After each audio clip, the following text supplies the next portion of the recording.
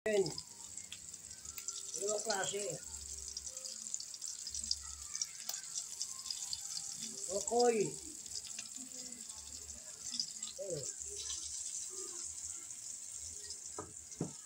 Ito.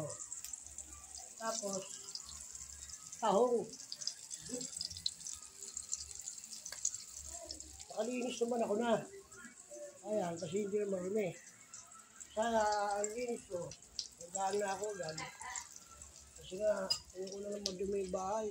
Ayan, tahong. Binabad mo ba yan, mahal ko? Ayan, nakababad tayo. Ayan. Linis yan. Ayan, tika. Ito. Ayan.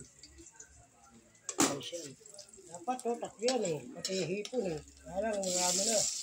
Ayun pa ang sinasasyado ng kanina eh.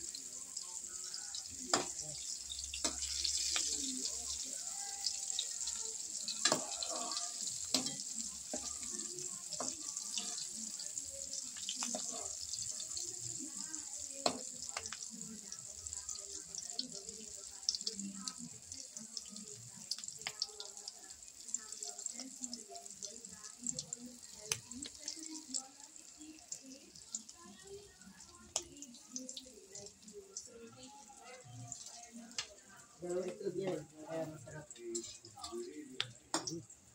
Sarap nga.